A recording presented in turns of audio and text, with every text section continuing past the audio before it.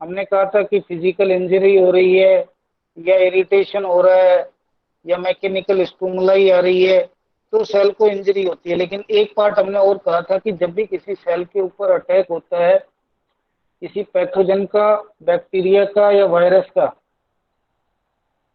तो उस सेल में भी इंजरी और इन्फ्लेमेशन होगा। तो ये वाला पार्ट किसके सेंस में है? ये वाला पार्ट हमारा सिर्फ सेंस में है माइक्रो ऑर्गेनिज्म के सेंस में। क्या होते हैं बेटा माइक्रो ऑर्गेनिज्म, कोई बताएगा मेरे को? माइक्रो ऑर्गेनिज्म क्या होते हैं?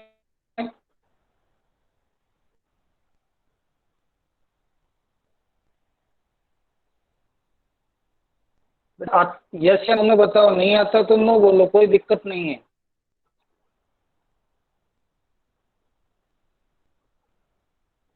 So micro means small.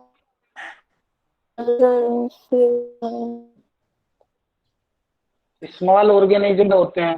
जैसे अभी आपका कोविड चल रहा है, कोरोना चल रहा है, तो कोरोना हमें क्यों हो रहा है? एक वायरस की वजह से हो रहा है, ठीक है ना।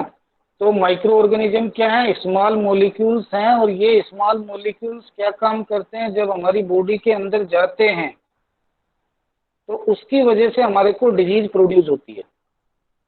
तो ये जब भी हमारी बॉडी के अंदर जाएंगे, चाहे वो बैक्टीरिया हो या वायरस हो या कोई पैथोजेंस हो या कोई फंगाई हो, ये सारे माइक्रो ऑर्गेनिजम्स कहलाते हैं। और जब ये माइक्रो ऑर्गेनिज्म हमारी बॉडी के अंदर जाते हैं तो सबसे पहले ये इन्फ्लामेशन प्रोसेस को ट्रिगर करेंगे और उसके बाद हमारे को डिजीज जो है वो डेवलप होगी। तो ये वाला पार्ट हम पढ़ रहे हैं कि हमें इन्फ्लामेशन माइक्रो ऑर्गेनिज्म से किस तरह से होएगा। तो अब देखो इसमें माइक्रो ऑर्गेनिज्म में समझ में आ गया माइक्रो ऑर्गेनिज्म क्या होते हैं। ये स्मॉल मोलिक्यूल्स हैं, जब हमारी बॉडी के अंदर जाएंगे तो हमारे को डिजीज डेवलप करेंगे। तो इसमें क्या क्या हो सकता है? आइदर ये बैक्टीरिया हो सकता है, मैं साइड में लिख रहा हूँ, ठीक है। ये हमारा कोई वायरस हो सकता है या कोई फंगाई हो सकता है या स्पाइरोचीट्स हो सकता है या पैथोजेंस हो सकते हैं। तो इनकी वजह से हमारे को डिजीज जो है वो डेवलप होती है। यहाँ तक समझ में आ गया बेटा?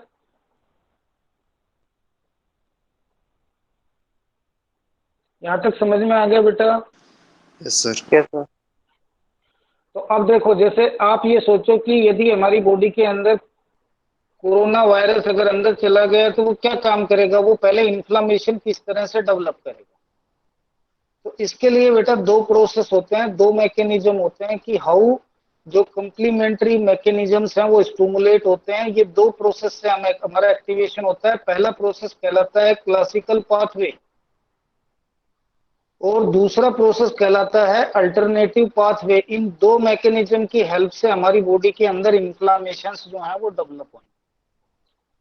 तो अब देखो, ये एक तरह से माइक्रो ऑर्गेनिज्म से रिलेटेड हमारी सेल इंजरी या इन्फ्लामेशन जो डेवलप हो रहा है वो प्रोसेस है। तो इसको हम डिवाइड करेंगे कंप्लीमेंट्री सिस्टम से, कि जैसे ही हमारे ब्लड के अंदर या सीरम के अंदर the large group of serum protein that participate in the lysis of foreign cells, inflammation and phagocytosis, ठीक है। कि कंप्लीमेंट्री सिस्टम हमारा क्या काम करता है कि जब भी हमारी बॉडी के अंदर कोई फॉरेन सेल आती है, ठीक है, कोई फॉरेन माइक्रो ऑर्गेनिज्म आता है हमारे ब्लड के अंदर, तो उसकी वजह से हमारा ब्लड के अंदर large group of proteins molecule बन जाते हैं। ये large group of proteins molecules क्या कहलाते हैं? ये किस लिए बनते हैं? ताकि ये फॉरेन सेल्स के ऊपर अटैक कर सकें, उस बैक्टीरिया के ऊपर या उस वायरस के या पैथोजेंस के ऊपर अटैक कर सकें। ये हमारा एक बॉडी का कंप्लीमेंट्री सिस्टम। तो अभी हमने देखा ही था लास्ट क्लास में कि जैसे ही कोई वायरस या पैथोजेंस या बैक्टीरिया आता है तो हमारी WBC सबसे पहले एक्टिवेट होती है और वो उसमें भी न्यूट्रोफिल सबसे पहले उस साइट पे जाकर के इकट्ठा होती हैं और वो उसको इंगल्फ करने की कोशिश करती हैं। तो ये प्रोसेस क्या कहला रहा था? फैगोसाइटोसिस। लेकिन जैसे ही न्यूट्रोफिल वहां एक्यूमुलेट हो रही थी, क्या हो रहा था बेटा? वहां पे हमारा इन्फ्लामेशन डेवलप हो रहा था। तो ये जो इन्फ्लामेशन और फैगोसाइटोसिस डेवलप हो रहा है, ये क्या कहला रहा है? ये एक तरह से large group of protein molecules हैं जो कि उस फोरन सेल्स के ऊपर उस बैक्टीरिया या वायरस या पैथोजेंस या फंगाई के ऊपर जाके अटैक करते हैं। और ये कैसे अटैक करते हैं? ये दो मैकेनिज्म से अटैक करेंगे। पहला मैकेनिज्म क्या कहलाएगा? क्लासिकल मैकेनिज्म या क्लासिकल पाथवे। और दूसरा मैकेनिज्म क्या कहलाएगा? Alternative pathway. हम इसको सिंपल भाषा में ऐसे कह सकते हैं बेटा, या सिंपल लैंग्वेज में इस तरह से कह सकते हैं कि जब भी हमारी बॉडी के अंदर कोई भी माइक्रो ऑर्गेनिज्म ब्लड के अंदर रीच करेगा या किसी साइट पे पहुंचेगा बॉडी के अंदर, तो हमारी बॉडी के जो कंप्लीमेंट्री सिस्टम है, वो complementary system large group of proteins बनाएगा जो पर्टिकुलरली इन्फ्लामेशन और फैगोसाइटोसिस प्रोसेस को एक्टिवेट करेगा। ये दो प्रोसेस से हो सकता है, पहला क्लासिकल पाथवे और दूसरा अल्टरनेटिव पाथवे। यहां तक समझ में आ गया बेटा? Yes sir. Yes sir. तो अब इस केस में अगर हम देखते हैं तो यहां पे देखिए बेटा, क्लासिकल पाथवे में तो क्या होता है, ये हमारी इम्यून रिएक्शन है जिसमें एंटीबॉडी का प्रोडक्शन होता है। एक बेस्ट एग्जांपल अभी ये बता रहे हैं अपन, जैसे कोविड आपका इन्फेक्शन हो रहा है, कोरोना हो रहा है। कोरोना एक आपका वायरस है ना। ये वायरस जब भी हमारी बॉडी के अंदर जाएगा तो उसकी हेल्प से हमारा इम्यून सिस्टम उसके अगेंस्ट फाइट करेगा। और इम्यून सिस्टम क्या काम करेगा? एंटीबॉडी का प्रोडक्शन करेगा। तो जिस पर्सन के अंदर जो सरवाइव कर जाता है इस अटैक से, उसके प्लाज्मा के अंदर या उसके ब्लड के अंदर इस तरह की एंटीबॉडी जो है वो प्रेजेंट रहती। तो ये तो एक तरह से नेचुरल हमारी इम्यून रिएक्शंस होती हैं। तो ये जो मैकेनिज्म होएगा, इस मैकेनिज्म को हम क्लासिकल पाथवे मैकेनिज्म बोलेंगे, जिसमें हमारा इम्यून सिस्टम उस पैथोजन के अगेंस्ट, उस माइक्रो ऑर्गेनिज्म के अगेंस्ट, चाहे वो बैक्टीरिया हो, वायरस हो, फंगाई हो, पैथोजन हो, उनके अगेंस्ट एंटीबॉडी का प्रोडक्शन करेगा ताकि उसको इंगल्फ कर सके या उसको किल कर सके। दूसरा जो मैकेनिज्म होगा उसको हम अल्टरनेटिव पाथवे बोलते हैं। इसमें क्या होता है, जो भी माइक्रो ऑर्गेनिज्म आपका आएगा, जो भी बैक्टीरिया, पैथोजेंस या वायरस आएगा बॉडी में, वो रिएक्ट, क्योंकि आप देखो अभी हम देखेंगे कि कोई भी, जैसे ये बैक्टीरिया है, तो बैक्टीरिया में क्या खासियत होती है, उसकी सेल की सरफेस के ऊपर सर्टेन टाइप्स के एंटीजेंस होते हैं। ठीक है, ऐसे जैसे वायरस में आपको इसी तरह का कोविड वायरस दिखाते हैं। ये एंटीजन कहाँ प्रेजेंट है? उसकी सेल सरफेस पे प्रेजेंट है माइक्रो ऑर्गेनिज्म की। ये जैसे हमने एक बैक्टीरिया बनाया है, तो जब भी ये बॉडी के अंदर आएगा, हमारी बॉडी क्या काम करेगी? सर्टेन टाइप्स के प्रोटीन्स बनाएगी, उनको हम कंप्लीमेंट्री प्रोटीन्स बोलेंगे। इसीलिए इस सिस्टम को हम कंप्लीमेंट्री सिस्टम बोल रहे हैं। और ये कंप्लीमेंट्री प्रोटीन्स इसके जो माइक्रोबियल एंटीजेंस हैं, इनके साथ जाकर के बाइंड कर लेंगे। और ये माइक्रोबियल एंटीजेंस किसके बने होते हैं बेटा? ये पॉलीसैकेराइड्स के बने होते हैं। और उन पॉलीसैकेराइड्स के साथ रिएक्ट करके एक तरह से उस बैक्टीरिया या पैथोजन को किल करने की कोशिश करेगी। यहां तक समझ में आ गया बेटा? Yes sir. तो अब देखो इस पाथवे को हम समझ रहे हैं। तो पहला जो आपका पाथवे है, जो एंटीबॉडी प्रोडक्शन हो रहा था, वो क्लासिकल पहला मैकेनिज्म था, क्लासिकल पाथवे। ये कैसे होता है? तो अभी हमने कहा जैसे ही कोई फॉरेन बॉडीज आपकी बॉडी के अंदर जाएगी या कोई बैक्टीरिया जाएगा, तो क्या होएगा? हमारा इम्यून सिस्टम उसके अगेंस्ट एंटीबॉडी का प्रोडक्शन करेगा। ये पहला क्लासिकल पाथवे जिसको हम बोल रहे थे वो है। तो once antibody recognise and attach to antigen, ये देखो बेटा आपका क्या है, पर्टिकुलरली कंप्लीमेंट्री प्रोटीन्स भी हमने कहा था दो प्रोसेस हैं। क्या प्रोसेस है? या तो एक हमारा कंप्लीमेंट्री प्रोटीन्स था और दूसरा एंटीबॉडी प्रोडक्शन था। तो जैसे ही वो माइक्रो ऑर्गेनिज्म बॉडी के अंदर गया, उसके अगेंस्ट, उसके एंटीजन के अगेंस्ट हमारे बॉडी ने एंटीबॉडी का प्रोडक्शन करा, हमारा इम्यून सिस्टम ने एंटीबॉडी बनाई। और वो एंटीबॉडी उस एंटीजन के साथ बाइंड कर ले। एक प्रोसेस तो ये है। और दूसरा प्रोसेस हम कह रहे हैं कि सर्टेन कंप्लीमेंट्री प्रोटीन्स बनेंगे और वो कंप्लीमेंट्री प्रोटीन्स उसके साथ बाइंड करें। तो अब हम पहला प्रोसेस पढ़ रहे हैं। इस पहले प्रोसेस में क्या होगा, इस पहले प्रोसेस के अंदर हम देखते हैं क्या हो रहा है बेटा। एक पर्टिकुलरली बात करें, ये जैसे ये ग्रीन कलर से जो शो कर रखी है ये एंटीबॉडीज हैं, कि जैसे ही ये बैक्टीरिया या पैथोजन गया, ये बैक्टीरिया दिखा रखा है, उसकी सेल सरफेस दिखा रखी है, कोई भी बैक्टीरिया या वायरस हो सकता है। ये जैसे ही हमारी बॉडी के अंदर जाएगा, हमारा इम्यून सिस्टम उसके अगेंस्ट एंटीबॉडी बनाएगा और ये एंटीबॉडी जाकर के उसके साथ बाइंड अप हो जाएंगी, क्योंकि उसके सेल के सरफेस पे सर्टेन एंटीजेंस प्रेजेंट होते हैं। ये नीचे की साइड में जो दिखा रखे हैं, ये जो निकल रहे हैं ब्लैब टाइप के, ये एंटीजेंस। सो वंस एंटीबॉडी क्या काम करेगा, वो ब्लड में रिलीज हो जाएगा और रिलीज होकर के जहां पे भी बैक्टीरिया या वायरस प्रेजेंट है, उसके सेंसिंग एंटीजेंस प्रेजेंट होंगे, उनके साथ ये बाइंड हो जाएगा और बाइंड होकर के क्या काम करेगा। अब ये कंप्लीमेंट्री, ये जैसे ही बना ये कॉम्प्लेक्स, ये कॉम्प्लेक्स क्या कहलाता है, एंटीजन एंटीबॉडी कॉम्प्लेक्स। इसको हम AG-AB कॉम्प्लेक्स भी बोलते हैं। किस नाम से बोलेंगे बेटा, AG-AB कॉम्प्लेक्स। AG-AB कॉम्प्लेक्स क्या है, एंटीजन एंटीबॉडी कॉम्प्लेक्स।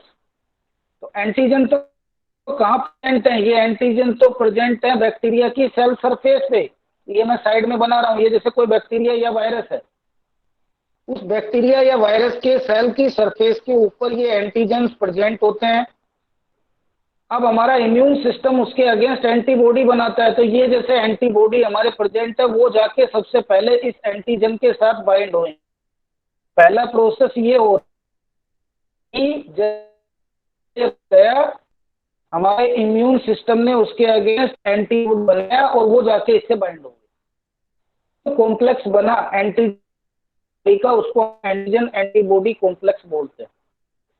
जैसे ये कॉम्प्लेक्स बना, अब हमारा ब्लड के अंदर हमारा क्या काम करेंगे, जो कंप्लीमेंट्री प्रोटीन्स हैं वो रिलीज होंगे, और वो कंप्लीमेंट्री प्रोटीन जिनको हम C1 बोल रहे हैं, यहाँ पे देखो C मीन्स कंप्लीमेंट्री, तो इस तरह के कुछ प्रोटीन्स बनेंगे और वो प्रोटीन जाके इन एंटीबॉडी जो नियर बाई एडजेसेंट एंटीबॉडीज हैं उनके साथ में बाइंड हो जाएंगे। तो एक कंप्लीमेंट्री प्रोटीन दो एंटीबॉडी के साथ बाइंड होएगा, तो ये पहला एंटीबॉडी 1 है, ये दूसरा एंटीबॉडी 2 है। ठीक है, तो इस तरह से ये कॉम्प्लेक्स का फॉर्मेशन होएगा। समझ में आ गया बेटा? Yes sir. अब देखो, जैसे ये कॉम्प्लेक्स बना, क्योंकि हम जानते हैं कि C1 आपका क्या है, एक तरह से कंप्लीमेंट्री प्रोटीन्स है। बेटा प्रोटीन्स क्या होते हैं, केमिस्ट्री में आपने पढ़ा होगा, ग्रुप ऑफ एमिनो एसिड। मतलब एक प्रोटीन्स में large group of amino acids present होते हैं। अगर हम उसको ब्रेक कर दें तो एक तरह से, जैसे मान लो एक प्रोटीन है, उसके अंदर 1000 ऑफ एमिनो एसिड का ग्रुप प्रेजेंट है, हम उसको दो पार्ट में ब्रेक कर दें, एक 500 एक 400 का बन जाए और दूसरा एक 500 का बन जाए, है ना, तो क्या होंगे, अब एक हमारा 400 का बन गया और एक 600 का बन गया, तब दो प्रोटीन अलग अलग बन गए। श्रीधर एक स्क्रीनशॉट ले लेना बेटा। ओके, यस सर, ले लिया सर। तो अब इसके केस में यहाँ पे देखो, जैसे ये कॉम्प्लेक्स बना, नेक्स्ट स्टेप में ये जो C1 कॉम्प्लीमेंट्री प्रोटीन था, ये दो पार्ट में ब्रेक हो जाएगा, एक C2 और एक C4, उसका फॉर्मेशन होगा। मतलब इसके स्प्लिट हो जाएंगे, दो टुकड़े हो जाएंगे, एक C2 प्रोटीन बनेगा और एक C4 प्रोटीन बनेगा। तो ये एक तरह से C1 प्रोटीन के सेल फ्रेगमेंट्स हैं। तो इसी में देखो सेकंड स्टेप में क्या हो रहा है, C1 act as a enzyme, ये एंजाइम की तरह एक्ट करके यहाँ पे स्प्लिट हो जाएगा दो फ्रेगमेंट्स में, दो प्रोटीन में, जिसको हम C2 और C4 प्रोटीन फ्रेगमेंट्स बोलेंगे। अब ये फ्रेगमेंट्स क्या काम करेंगे, ये फ्रेगमेंट्स अगेन हमारे अंदर एज ए कंबाइन होकर के एंजाइम की तरह या दूसरे एंजाइम्स को एक्टिवेट करेंगे और दूसरे सेल फ्रेगमेंट्स या प्रोटीन फ्रेगमेंट्स में कन्वर्ट होंगे। तो अब देखो बेटा, ये जो C2 प्रोटीन का फ्रेगमेंट था, जैसे अभी हमने कहा कि 400 का है, 400 एमिनो एसिड का ग्रुप है, अगेन ये दो पार्ट में कन्वर्ट हो गया, एक मान लो 300 एमिनो एसिड का ग्रुप बन गया और एक 400 आपका 100 का बन गया। जो C2 प्रोटीन है वो दो फ्रेगमेंट में अगेन कन्वर्ट हो जाएगा, पहला बनाएगा C2A और दूसरा बनाएगा C2B। इसी तरह से जो दूसरा सेल फ्रेगमेंट प्रोटीन्स बना था जो एज ए कोएंजाइम रिएक्ट कर रहा था जिसको हम C4 फ्रेगमेंट बोल रहे थे, ये भी दो पार्ट में कन्वर्ट होएगा, C4B और C4A। तो ये जो आपके फ्रेगमेंट्स बने हैं, अब C2B और C4B फ्रेगमेंट्स ये आपस में कंबाइन होकर के एक नया प्रोटीन्स बनाएंगे जिसको C3 फ्रेगमेंट्स बोलेंगे। वो अगेन दो पार्ट में कन्वर्ट हो जाएगा, C3A और C3B। ये चीज समझ में आ गई बेटा? यस सर ये एंटीबॉडी से ठीक है तो फिर अलग होंगे? नहीं, ये एंटीबॉडी के साथ देखो, ये फ्रेगमेंटेशन पहले स्टार्ट नहीं होएगा।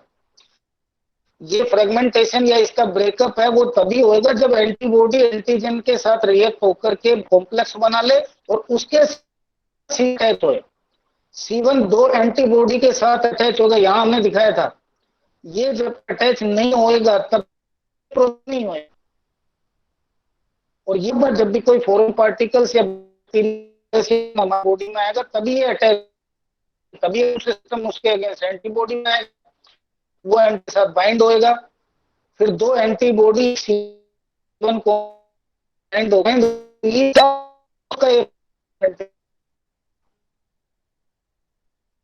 आपके नहीं में, तो ये प्रोसेस नहीं होगा बेटा।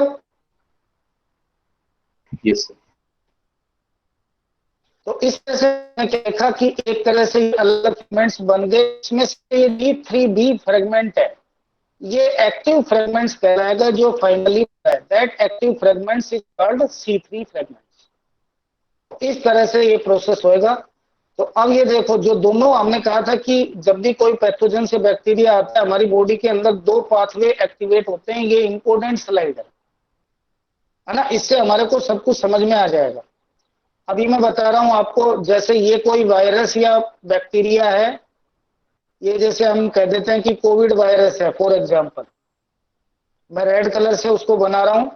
इस कोविड वायरस के ऊपर सर्टेन प्रोटीन्स हो सकते हैं, है ना, या जिनको स्पाइक प्रोटीन्स भी बोलते हैं, ये एज ए एंटीजन की तरह ट्रीट करेंगे। ये जैसे ही हमारी बॉडी के अंदर आएगा, है ना, ये वायरस जैसे ही हमारी बॉडी के अंदर आया, अब ऑटोमेटिकली देखिए यहाँ पे इस तरह के एंटीजन्स इसमें प्रेजेंट है, ये बॉडी के अंदर आकर के अटैच हो गया।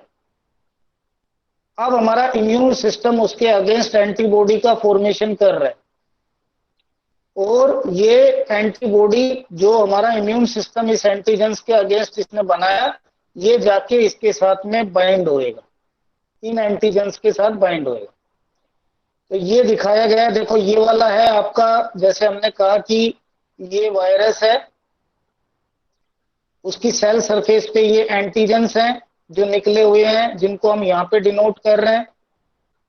ये आकर के जब इन एंटीजन्स के साथ अटैच हो रहे हैं, तो अब एंटीबॉडी आया, बना, हमारे इम्यून सिस्टम ने एंटीबॉडी बनाया, और ये दो एंटीबॉडी जो है ग्रीन कलर से जो शो कर रखे हैं, वो इससे आकर के बाइंड हो गए। क्योंकि हम कह रहे थे कि उसके बाद क्या होता है, इन दो एंटीबॉडी के बीच में एक प्रोटीन अटैच होता है जिसको हम C1 प्रोटीन्स बोल रहे थे। तो जो पहले प्रोसेस में क्या हुआ है, एंटीजन एंटीबॉडी कॉम्प्लेक्स का फॉर्मेशन हो गया। यहां तक समझ में आ गया, जो हम पिछली स्लाइड में भी पढ़ चुके हैं। यहां तक समझ में आ गया बेटा? Yes yes sir.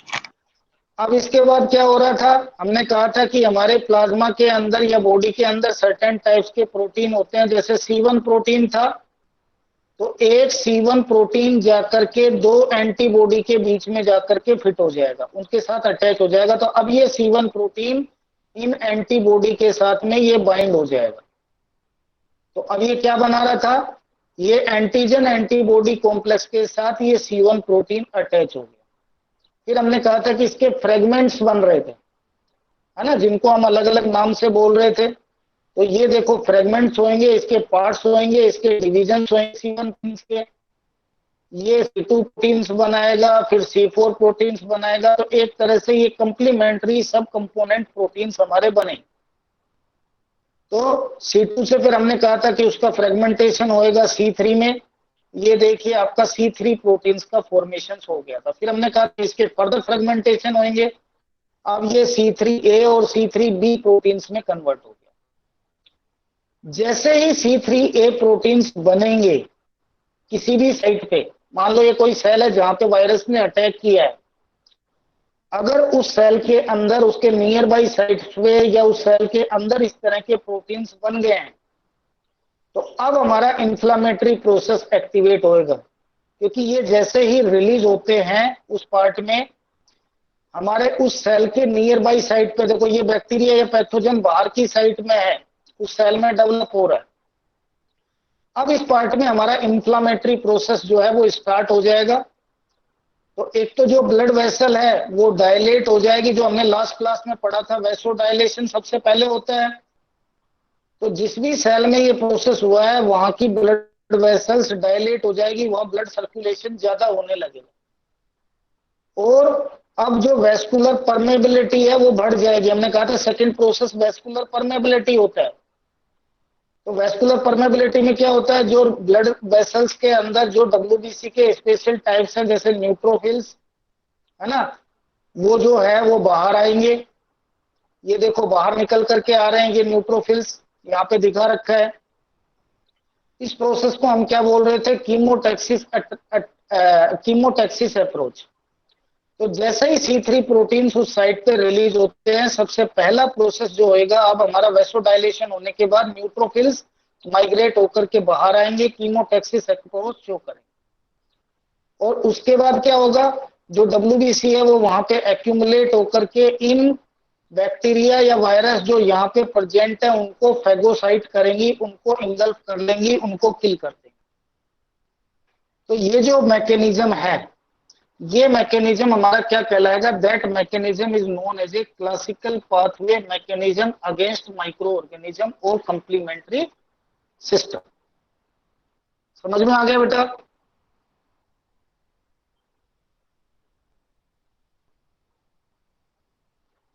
बेटा यस या यो में नो में बोलिए, समझ में आ गया? Yes, sir. अब देखो हमने कहा था दूसरा जो पाथवे है उसको हम अल्टरनेटिव पाथवे बोल रहे हैं। तो इसमें क्या होगा, क्योंकि अभी हमने कहा था कि जो C3 फ्रेगमेंट्स बना था हमारा प्रोटीन का, वो दो पार्ट में डिवाइड होगा, C3A। और C3A ने तो इस तरह से इंफ्लामेटरी रिस्पॉन्स शो कर दी, जो हमारा क्लासिकल पाथवे है। लेकिन इसका जो दूसरा फ्रेगमेंट बनता है उसको हम C3B फ्रेगमेंट्स बोल रहे थे। तो ये C3B फ्रेगमेंट्स आपका बन गया, ठीक है। तो ये C3B आपका क्या काम कर सकता है, या तो ये डायरेक्टली C3 से बना हो बेटा, है ना, तो इसमें C3 से जो बना है, या तो एक तो डायरेक्टली इस प्रोसेस से बन गया है, तो या दूसरा एक प्रोसेस और होता है जिससे C3B बन सकता है, उसको हम अल्टरनेटिव पाथवे बोलते हैं। तो अभी अल्टरनेटिव में हमने कहा था कि इटसेल्फ क्या होता है बेटा, यहाँ प्रोसेस अलग होता है। तो इसमें क्या होता है, जैसे ये हमारी कोई सेल है बेटा, ठीक है, ये सेल है किसकी, बैक्टीरिया या वायरस की, है ना, और इसके ऊपर एंटीजन ये प्रेजेंट है।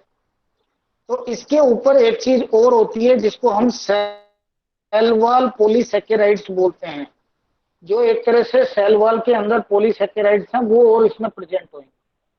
ये सेल वॉल पॉलीसैकेराइड्स अलग अलग फैक्टर्स का फॉर्मेशन करते हैं, जिनको हम अपन ऐसे समझ सकते हैं जैसे फैक्टर बी, फैक्टर पी और फैक्टर डी, ये बनेंगे, ये फ्रेगमेंट्स के फॉर्म में बनेंगे। और ये फैक्टर फिर C3B का फॉर्मेशन करते हैं। इनको आप ऐसे याद रख सकते हो, BP मतलब बी फार्मा, DP मतलब डी फार्मा, तो फैक्टर बी और फैक्टर P और फैक्टर D और फैक्टर P का फॉर्मेशन होता है। ये कंबाइंडली रिएक्ट कर करके C3 फ्रेगमेंट्स का और फॉर्मेशन कर सकते हैं, और ये C3 फ्रेगमेंट्स अब वहां से रिलीज हो जाएगा, उस सेल से रिलीज हो जाएगा। तो एक तरह से ये C3B यहाँ पे भी बन के आ गया, ठीक है। ये C3B अगेन क्या काम करेगा, यहाँ पे दो प्रोसेस एक्टिवेट हो सकता है, या तो फर्दर ये सेल फ्रेगमेंट्स में कन्वर्ट होकर के इस प्रोसेस को एक्टिवेट कर दे, इंफ्लामेटरी प्रोसेस को, या दूसरा काम ये क्या काम करेगा, ओपोसोनाइजेशन करेगा। इसको हम नेक्स्ट स्लाइड में भी देखेंगे। ओपोसोनाइजेशन ये एक नेक्स्ट प्रोसेस है। ये प्रोसेस क्या कहलाता है? दैट इज इम्यून एडिरेंस, कि हमारा इम्यून सिस्टम उस बैक्टीरिया या पैथोजेंस जो भी अंदर आया है उसको इंगल्फ करना स्टार्ट कर देगा। देखो ये WBC है, ये WBC इसको इंगल्फ कर रही है। तो ये जो प्रोसेस कहलाता है इसको हम क्या बोलते हैं? ओप्सोनाइजेशन। ये समझ में आ गया बेटा?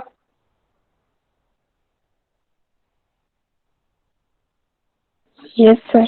यस तो या तो इस तरह से हमारा ओप्सोनाइजेशन वाला प्रोसेस जो है वो एक्टिवेट होएगा, या एक प्रोसेस दूसरा अभी हमने कहा था कि इन्फ्लामेटरी प्रोसेस है, जिसमें सेल वॉल पहले वैसोडाइलेशन हो रहा है वहां ब्लड वेसल का, फिर कीमोटैक्सिस अप्रोच से न्यूट्रोफिल माइग्रेट हो रहे हैं, फिर WBC एक्यूमुलेट होकर के उसको फेगोसाइटोसिस शो कर रहे हैं। एक तीसरा प्रोसेस और होगा, क्योंकि अभी हम कह रहे हैं कि इसमें अलग अलग सेल फ्रेगमेंट्स के प्रोटीन्स बनते हैं जिनको हम अलग अलग नाम से बोल रहे थे। ये प्रोटीन्स जब कंबाइंड होंगे, जैसे अगर हम माने कि C5 कन्वर्ट हो गया C6 में, है ना, तो अलग अलग सेल, क्योंकि साइटोसोलिक प्रोटीन्स तो हमारे कंप्लीमेंट्री प्रोटीन्स कई तरह के हो सकते हैं जो प्लाज्मा में या ब्लड में रहेंगे। अब वो कंबाइंड होकर के क्या बनाएंगे? जैसे इनकी एक चैन बन गई C6 C7 C8 C9 proteins की। ये चैन आपका कॉम्प्लेक्स जो बना, एक नया प्रोटीन से अमीनो एसिड्स बने, ये एक नए प्रोसेस को और एक्टिवेट करेंगे। उस प्रोसेस को हम बोलेंगे साइटोलाइसिस। तो साइटोलाइसिस क्या काम करेगा कि ये जैसे आपका कोई बैक्टीरिया था या वायरस था, जैसे हमने कहा कि उसके ऊपर एंटीजेंस प्रेजेंट थे, तो जैसे ये कंप्लीमेंट्री प्रोटीन्स बने जो आपके C5 से लेके C9 तक हो सकते हैं, वो क्या काम करेंगे? इसको अब सेल लीकेज प्रोसेस को एक्टिवेट करेंगे। इसमें सर्टेन टाइप्स की चैनल बना देंगे, और जैसे ही चैनल बनेगी ये हमारा सेल लाइसिस प्रोसेस एक्टिवेट हो जाएगा, जिससे बैक्टीरिया किल हो जाएगा, जिससे सेल के सेल्यूलर कंपोनेंट्स इस बैक्टीरिया के या फिर इस वायरस के सेल्यूलर कंपोनेंट्स जो हैं वो रिलीज हो जाएंगे इसके ट्रांसमेम्ब्रेन से। That process is known as a cytolysis. समझ में आ गया बेटा ये? Yes sir. तो अब ये जो अलग अलग प्रोसेस इसमें स्टेप्स हुई हैं, जैसे opsonization, cytolysis, classical pathway, alternate pathway, inflammation, phagocytosis, इनको हम नेक्स्ट स्लाइड्स में देखें। तो देखो एक प्रोसेस अभी हमने कहा साइटोलाइसिस हो रहा है। साइटोलाइसिस में हमने क्या कहा था कि इटसेल्फ जो बैक्टीरिया या पैथोजेंस है उसके अंदर उसकी सेल मेम्ब्रेन में सर्टेन टाइप्स की चैनल बन जाएंगी, और वो चैनल बनने से वो लाइसिस हो जाएगा, उसका सेल्यूलर कंपोनेंट बाहर आ जाएगा। तो ये क्यों हो रहा है? क्योंकि इसकी जो सेल मेम्ब्रेन है उसके ऊपर अटैक किया है उन साइटोसोलिक प्रोटीन्स ने, जिनको हम C5 से C9 बोल रहे थे। तो ये क्या हो रहा है? Due to the formation of membrane attack complex, इन प्रोटीन्स को हम क्या बोल रहे हैं? MAC complex. तो ये मेम्ब्रेन अटैक कॉम्प्लेक्स जो हैं, जो C5 से C9 तक बन रहे थे, ये सारे कॉम्प्लेक्स क्या कहलाएंगे? मेम्ब्रेन अटैक कॉम्प्लेक्स, क्योंकि ये जाकर के इसकी मेम्ब्रेन पे अटैक करते हैं, जिससे जो माइक्रोब है या जो बैक्टीरिया या वायरस है उसकी मेम्ब्रेन में एक तरह से लाइसिस प्रोसेस या एक तरह से इस तरह की चैनल्स बन जाएंगी, जिससे उसके सेल्यूलर कंपोनेंट्स लीक आउट हो जाएंगे और वो किल हो जाएंगे। तो एक एक्टिवेशन तो कंप्लीमेंट्री प्रोटीन का इस तरह से हो रहा है। दूसरा जो प्रोसेस होगा उसको हम इन्फ्लामेशन बोल रहे थे। जैसे हमने क्लासिकल पाथवे में, इससे वापस पहले प्रोसेस में जाऊं तो ये इन्फ्लामेशन वाली स्टेप हो रही है, जिसको मैं यहाँ पे लिख रहा हूँ यहाँ पे। तो इन्फ्लामेशन में क्या हो रहा है? द कंप्लीमेंट्री प्रोटीन हमने कहा था कौन से वाला? C3A, है ना। ये C3A देखो यहाँ पे रिलीज हुआ था, वापिस आ रहा हूं मैं। ये C3A मैं थोड़ा सा चेंज कर लेता हूं ताकि आपको समझ में आ जाए। ये देखो बेटा, ये C3A बना था, ये C3A ये इस प्रोसेस को एक्टिवेट कर रहा था। तो इसमें हमने क्या कहा था? हमारी ब्लड वेसल्स जो है वो डायलेट हो गई थी, फिर न्यूट्रोफिल्स माइग्रेट होकर के उधर आ रहे थे। उसके बाद हमने कहा था फेगोसाइटोसिस होएगा। तो जैसे ये प्रोसेस होता है, एक तरह से यहाँ पे बहुत तरह के इन्फ्लामेटरी मीडिएटर्स जो है वो रिलीज हो जाते हैं। इसी वजह से जब हमने इन्फ्लेमेशन के बारे में कहा था तो हमने कहा था वहां क्या हो रहा था कि वहां स्वेलिंग हो रही थी, एडिमा हो रहा था। तो ये स्वेलिंग एडिमा क्यों हो रहा है? क्योंकि न्यूट्रोफिल्स वहां माइग्रेट करके आ रहे हैं उस इंजरी वाली या इन्फ्लेमेटरी वाली साइड पे, और बहुत तरह के मीडिएटर्स रिलीज हो रहे हैं। वो हिस्टामिन हो सकता है, प्रोस्टाग्लैंडिन्स हो सकता है, ल्यूकोट्राइन्स हो सकता है, जिसका सिंथेसिस हमने पहले पढ़ा था। अगर वो याद नहीं आ रहा तो मैं एक बार वो भी दिखा देता हूँ। ये देखिए, उससे पहले हमने ये कहा था कि जैसे किसी सेल में इंजरी होती है तो उस सेल में इंफ्लामेटरी प्रोसेस एक्टिवेट होते हैं, क्योंकि उस सेल की जो सेल मेम्ब्रेन है ना, ये जैसे वो ओमेगा 3 फैटी एसिड से बनी हुई है, वो कन्वर्ट हो रही थी एराकिडोनिक एसिड में फोस्फोलाइपेज ए एंजाइम से पीएलसी एंजाइम हम बोल रहे थे। और एराकिडोनिक एसिड फिर आपके डिफरेंट एंजाइम्स एक्टिवेट कर रहा था, एक तो लोक्स एंजाइम या फिर एक कोक्स एंजाइम जिसको लाइपो ऑक्सीजनेज और साइक्लो ऑक्सीजनेज बोल रहे थे। उससे अलग अलग तरह के इंफ्लामेटरी मीडिएटर्स रिलीज हो रहे थे, जैसे ल्यूकोट्राइन्स, फिर प्रोस्टाग्लैंडिन्स, फिर थ्रोम्बोक्सिन, फिर लाइपोक्सिन्स, और इसी तरह से साइटोक्रोम P450 एक्टिवेट होकर के ईईटी और कुछ आपके इंफ्लामेटरी मीडिएटर्स मास्ट सेल पे जब ये होता है तो इससे एक दूसरा इंफ्लामेटरी मीडिएटर्स और बनता है जिसको हम हिस्टामिन बोलेंगे। तो ये ऑलरेडी हम डिस्कस कर चुके हैं। तो एक तरह से जब भी किसी सेल पे इंजरी होएगी सेल साइट पे तो ये केमिकल्स रिलीज होंगे। ये केमिकल्स क्या कहलाएंगे? These chemicals are known as a inflammatory mediators. ये बहुत इंपॉर्टेंट है बेटा, कई बार एग्जाम में क्वेश्चन इन्हीं पे आ जाता है। नेक्स्ट क्लास में हम सारे इन इंफ्लामेटरी मीडिएटर्स के बारे में ही पढ़ेंगे। ये समझ में आ गया बेटा? Yes sir. तो वापिस से हम आ रहे हैं, तो क्या देख रहे हैं? देखो यार, जैसे ही हमारा ये प्रोसेस एक्टिवेट हुआ अब हमारा इन्फ्लामेशन वाला प्रोसेस एक्टिवेट होएगा। तो इसमें क्या हुआ था कि जो C3 प्रोटीन्स हैं उन्होंने क्या ट्रिगर किया? बहुत तरह के इंफ्लामेटरी मीडिएटर्स को रिलीज कराया, जिसमें यहाँ एक ही नाम लिखा हुआ है हिस्टामिन, और भी हो सकते हैं जैसे कि प्रोस्टाग्लैंडिन्स जिसको पीजी से लिख रहे थे अपन, देन थ्रोम्बोक्सिन A2 जिसको हम शॉर्ट फॉर्म में TXA2 से डिनोट करेंगे, देन ल्यूकोट्राइन्स जिसको हम LT से डिनोट करेंगे। तो इस तरह के इंफ्लामेटरी मीडिएटर्स वहां पे रिलीज होंगे। और ये इंफ्लामेटरी मीडिएटर्स क्या काम कर रहे थे? एक तरह से वेस्कुलर परमेबिलिटी को और बढ़ा रहे थे, ब्लड वेसल्स डायलेट कर रहे थे, जिससे न्यूट्रोफिल्स वहां से माइग्रेट होकर के बाहर आ रहे थे। तो एक तरह से ब्लड वेसल्स की परमेबिलिटी को ये इनहेंस करेंगे। ये इन्फ्लामेशन वाला प्रोसेस वहां पे हो रहा था। तीसरा प्रोसेस हमने कहा था ऑक्सोनाइजेशन। तो पहले वाले डायग्राम में वापस से आइए, देखिए ऑक्सोनाइजेशन में क्या हो रहा था कि जो C3b कंप्लीमेंट्री प्रोटीन्स है उसके ऊपर हमारा इम्यून सिस्टम की जो WBCs है ना, उसमें specially T cell, B cell और मैक्रोफेजेज, ये इनको एडियर कर करके इसको इंगल्फ करेंगे। वो प्रोसेस हमारा ऑक्सोनाइजेशन कहलाएगा। तो नेक्स्ट प्रोसेस में क्या हो रहा था? ऑक्सोनाइजेशन, इस कंप्लीमेंट्री C3 प्रोटीन्स बाइंड करेंगे माइक्रोबियल सरफेस के साथ में और उसके अंदर फैगोसाइटोसिस प्रोसेस एक्टिवेट करेंगे। फैगोसाइटोसिस मीन्स उसको इंगल्फ करना और उसको किल करना। फिर इनएक्टिवेशन ऑफ कंप्लीमेंट्री प्रोटीन्स, हमने कहा था कि लास्ट में फिर क्या हो रहा था? ये C3 प्रोटीन्स कन्वर्ट हो रहा था C4 C5 में, और C5 फिर उसके बाद में आपका क्या कर रहा था? बहुत तरह के कंप्लीमेंट बना रहा था C5 से लेके C9 तक। तो इस तरह के रेगुलेटरी प्रोटीन्स उस होस्ट सेल के डैमेज को लिमिट करेंगे। ठीक है, तो ये प्रोसेस या टर्म्स हमारी यूज होंगी जो हमने इस डायग्राम में पढ़ी हैं। तो ये एक इंपॉर्टेंट डायग्राम है कि जो क्लासिकल पाथवे और अल्टरनेटिव पाथवे है जिसमें कंप्लीमेंट्री प्रोटीन पाथवे जो हैं ये किस तरह से माइक्रो ऑर्गेनिजम्स या बैक्टीरिया या फंगाई के अगेंस्ट इफेक्टिव होते हैं और किस तरह से इन्फ्लामेशन का मैकेनिज्म स्टिमुलेट होएगा। ये समझ में आ गया बेटा? Yes sir. तो ये तो हमारा प्रोसेस हो गया। अब दूसरा जो है, देखो अभी हमने कहा था या तो डायरेक्टली उसको इंगल्फ कर ले, या दूसरा जो प्रोसेस होएगा उसमें क्या होएगा, ये आपके बैक्टीरिया या पैथोजेंस जो हैं उसकी सेल मेम्ब्रेन पे डायरेक्टली अटैक करेंगे।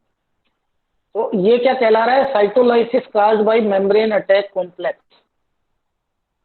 तो अब देखो बेटा ये क्या हो रहा है, ये एक सेल मेम्ब्रेन दिखाई गई है।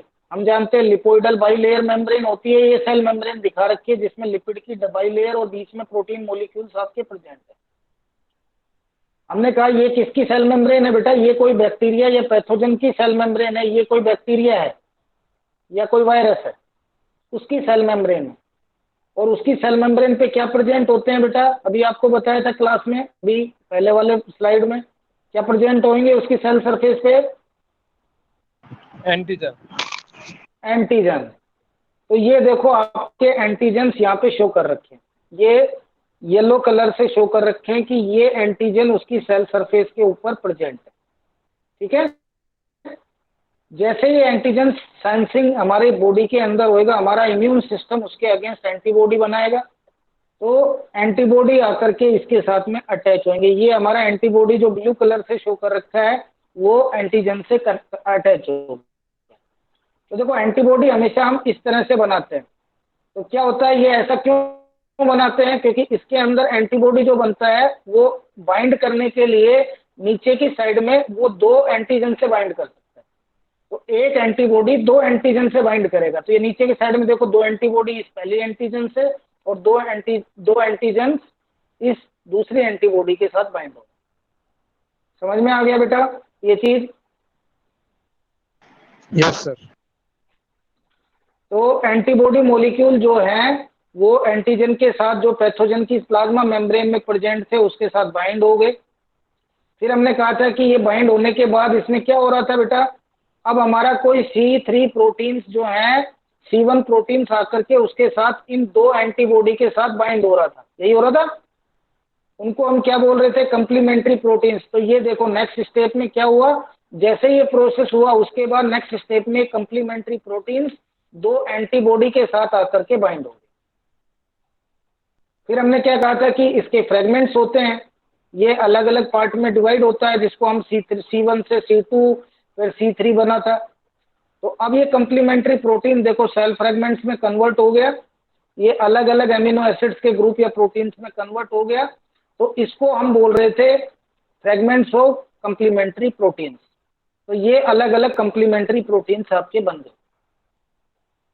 फिर हम इसको क्या बोल रहे थे, it forming a MAC complex, है ना, उसको हम क्या बोल रहे थे, मेम्ब्रेन अटैक कॉम्प्लेक्स बना रहे थे। जैसे हम कह रहे थे कि C5 से C9 के आपके कॉम्प्लेक्स बन रहे हैं।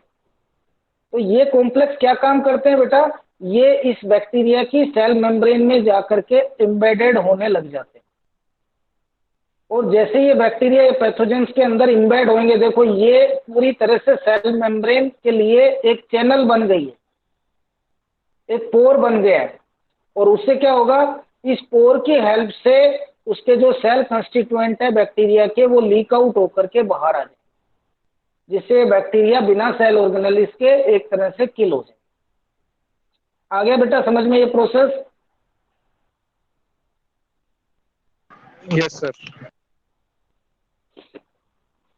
तो ये तो हो गया हमारा कि किस तरह से ये प्रोसेस एक्टिवेट हो रहे हैं। अब इसमें हमने कहा था कि बहुत तरह के मीडिएटर्स बनते हैं, इन्फ्लामेटरी मीडिएटर्स जो बोल रहे थे, ये आपका इंपॉर्टेंट टॉपिक है। कई बार एग्जाम में क्वेश्चंस मीडिएटर्स पे ही आ जाता है, इसको और डिटेल से हम अभी पढ़ेंगे आगे। तो कुछ मीडिएटर्स क्या होते हैं, इंटरफेरोन्स बनते हैं। देखो बेटा आजकल आपने कभी टीवी पे न्यूज भी देखी होगी, तो न्यूज में आप काफी डॉक्टर्स से वो पूछ रहे हो कि भाई कब कोविड का ट्रीटमेंट स्टार्ट करना चाहिए। कई लोग कहते हैं कि भाई प्लाज्मा थेरेपी बेनिफिशियल है। तो कोई मेरे को बताएगा कि प्लाज्मा थेरेपी कैसे बेनिफिशियल है? उसमें एंटीबॉडीज होती है पहले से। हाँ, मान लो जैसे कोई पेशेंट है, ए पेशेंट है, उसको पहले कोरोना या कोविड हुआ है और वो सर्वाइव कर गया, इसका मतलब उसके इम्यून सिस्टम ने उस कोविड के अगेंस्ट या कोरोना वायरस के अगेंस्ट एंटीबॉडी का प्रोडक्शन कर दिया है। तो इसका मतलब वो एंटीबॉडी उसके प्लाज्मा के अंदर प्रेजेंट है। ठीक है, तो उस पेशेंट के प्लाज्मा में से उन एंटीबॉडीज को अगर हम सेपरेट कर करके उस पेशेंट में इंजर्ट कर दें जिसकी हालत खराब है, तो इसका मतलब वो एंटीबॉडीज उस वायरस को खत्म कर देंगे। तो जो सीरियस केसेज होते हैं उनके अंदर हम प्लाज्मा थेरेपी अडॉप्ट करते हैं। लेकिन ये कब करना चाहिए बेटा, ये जब करना चाहिए जब वायरस वहां पे रेप्लिकेशन कर रहा हो, वायरस वहां पे मल्टीप्लाई कर रहा हो। तो प्लाज्मा थेरेपी हमेशा बेनिफिशियल कब होएगी? जब वायरस आपकी बॉडी के अंदर गया और उसने मल्टीप्लिकेशन शो किया। तो जब वो 2 या 2 से 4, 4 से 10 ऐसे बना रहा है, उस रेप्लिकेशन के टाइम में अगर हमारे प्लाज्मा में पहले से ही एंटीबॉडी होएगी तो वो उसका रेप्लिकेशन खत्म कर देगा और उसको किल कर देगा, तब हमारी प्लाज्मा थेरेपी बेनिफिशियल होगी। तो इनिशियल स्टेज में जैसे ही वायरल अटैक होता है तब ये थेरेपी बेस्ट मानी जाती है। ये चीज समझ में आ गया बेटा? Yes, sir. Yes, sir. अब कई लोग कहते हैं कि भाई 7 डेज के बाद में, 10 डेज के बाद में देना चाहिए, but it is a wrong practice. क्योंकि स्टार्टिंग की जो 1 से 7 डेज के टाइम है, उस टाइम उसका रेप्लिकेशन हो चुका होता है, वो मल्टीप्लाई कर चुका होता है और उसकी लाइफ साइकिल टाइम पूरा हो चुका है वायरस का। अब उसकी ग्रोथ नहीं होएगी बेटा, उसने जो डैमेज करना था वो डैमेज कर दिया आपके ऑर्गन्स पे। अगर उस टाइम आप प्लाज्मा थेरेपी दोगे तो उस टाइम प्लाज्मा थेरेपी का हमारे को कोई बेनिफिशियल इफेक्ट जो है वो ऑब्जर्व नहीं होगा। ठीक है? तो उस टाइम क्या होता है, जैसे ही आपका रेप्लिकेशन खत्म हो जाता है, अभी हम कह रहे हैं कि हमारा इम्यून सिस्टम उसके अगेंस्ट एक्टिवेट करके ये साइटोकाइनिन्स का प्रोडक्शन करता है, तो सर्टेन टाइप्स के साइटोकाइनिन्स वहां पे रिलीज होते हैं। तो इसीलिए आजकल डॉक्टर्स, कई एम्स के डॉक्टर्स का आपने कहा होगा कि सेकेंड वीक में यहाँ पे साइटोकाइनिन सर्ज होता है। तो सर्टेन टाइप्स के साइटोकाइनिन्स उस टाइम एक तरह से रिलीज होते हैं। तो यदि हमने शुरू में ही रेप्लिकेशन को रोक दिया तो वो साइटोकाइनिन सर्ज या उसका मल्टीप्लिकेशन, जो साइटोकाइनिन्स रिलीज हो रहे हैं हमारी बॉडी में, वो रिलीज नहीं हो पाए। और एक्चुअल में वो हाई सर्ज ऑफ साइटोकाइनिन्स या हाई रिलीज ऑफ साइटोकाइनिन्स वो रिस्पॉन्सिबल होता है डेथ ऑफ द पेशेंट के। ठीक है? तो हम यहाँ पे क्या देख रहे हैं, जैसे ही यहाँ पे कोई पैथोजेंस या माइक्रो ऑर्गेनिज्म में आपकी ग्रोथ हो रही है तो उसके बाद में सर्टेन टाइप्स के साइटोकाइनिन्स या बहुत तरह के इन्फ्लामेटरी मीडिएटर्स जो है वो रिलीज होंगे। उसमें से एक तरह का इन्फ्लामेटरी मीडिएटर क्या है बेटा? इंटरफीरोन है। ठीक है? तो अगर हम इस इंटरफीरोन्स है ना, ये एक तरह से एंटीवायरल प्रोटीन से जो क्योंकि अभी हमने कहा रेप्लिकेशन खत्म होने के बाद ये रिलीज हो रहे हैं ताकि उस वायरस को खत्म कर सके। तो ये आपके प्रोटीन्स क्या है? That is are antiviral protein. इसीलिए कई बार हम क्या काम करते हैं, वायरस की थेरेपी में इन इंटरफीरोन को भी देते हैं। ये हमारी एंटीवायरल ड्रग्स हैं। तो एंटीवायरल प्रोटीन्स क्या काम करते हैं? ये वायरस मल्टीप्लिकेशन या रेप्लिकेशन प्रोसेस को बंद कर देंगे, उसको इनहिबिट कर देंगे। तो जो हमारा कब रिलीज हो रहा है, ये ताकि शुरू की जो लाइफ साइकिल टाइम हो रहा है जिसमें वो मल्टीप्लाई हो रहा है, उस टाइम अगर हम इंटरफीरोन अल्फा या इंटरफीरोन गामा या इंटरफीरोन बीटा देंगे तब बेनिफिशियल होगा। तो इंटरफीरोन्स क्या है? ये स्मॉल प्रोटीन्स हैं जो वायरल रेप्लिकेशन को रोकते हैं। इनकी साइज 15,000 से 13,000 किलो डाल्टन हो सकती है। ये हीट के स्टेबल हैं एंड लो पीएच के रेजिस्टेंस है। इनको हम कहाँ पे यूज करेंगे? अगर किसी सेल के अंदर एक्यूट या शॉर्ट टर्म का इन्फेक्शन हो रहा है वायरस की वजह से, वहां पे इनका यूज काफी इंपॉर्टेंट रहेगा। They have no effect on infected cell, है ना, जो सेल इन्फेक्ट हो गई है उसके ऊपर इसका इम्पैक्ट नहीं है। They are host specific but not virus specific. ठीक है? तो ये 3 तरह के होते हैं। पहला होता है इंटरफीरोन अल्फा, दूसरा होता है इंटरफीरोन बीटा और तीसरा होता है इंटरफीरोन गामा। तो ये किससे प्रोड्यूस हो रहे हैं? They are produced by virus infected cells. जो सेल वायरस से इन्फेक्ट हो गई है वो सेल इसको प्रोड्यूस करेगी, ताकि जो नेबरिंग सेल्स हैं, हमारी नियर बाई सेल्स हैं, क्योंकि वो सेल तो इन्फेक्टेड हो चुकी है लेकिन वो ये चाहेगी कि नियर बाई सेल्स इन्फेक्ट नहीं हो, उनको बचाने के लिए जो इन्फेक्टेड सेल्स है वो इनका प्रोडक्शन करती है। तो जनरली इंटरफीरोन अल्फा और इंटरफीरोन बीटा का production infected virus infected cell produce करेगी, ताकि नेबरिंग नियर बाई सेल्स जो है वो अनइन्फेक्टेड है। तो इस तरह के ये एंटीवायरल प्रोटीन्स का प्रोडक्शन होता है। लेकिन जो इंटरफीरोन गामा है ये कौन बनाएगा बेटा? ये हमारे लिम्फोसाइट्स बनाएंगे, टी सेल बी सेल बनाएंगे, है ना। अभी हमने कहा था न्यूट्रोफिल्स का एक्यूमुलेशन हो रहा था, फिर वो टी सेल बी सेल का एक्यूमुलेशन कर रहा था, फिर वो बैक्टीरिया किल हो रहा था। तो वो ये रिस्पॉन्सिबल होंगे बैक्टीरिया के किलिंग के। समझ में आ गया? तो इनमें फर्क आपको समझ में आ गया। 3 तरह के ये प्रोटीन्स जो हैं वो आपके फॉर्मेशंस होते हैं। ओके बेटा? Yes sir. Yes, sir. ये हम ऑलरेडी देख ही चुके हैं। तो ये वाला पार्ट हमारा कंप्लीट हो गया है। किस तरह से सेल इन्फ्लामेशन के मैकेनिज्म्स हैं जो हमने लास्ट क्लास में देख चुके थे अलग अलग स्टेप में। अब हमारा मोस्ट इम्पोर्टेंट पार्ट आ रहा है, या तो हम इसको कल पढ़े, है ना, क्योंकि क्वेश्चंस कई बार इसी के ऊपर आता है कि इन्फ्लामेटरी मीडिएटर्स क्या क्या है, उनका प्रोडक्शन कैसे होता है, उनके क्या रोल है।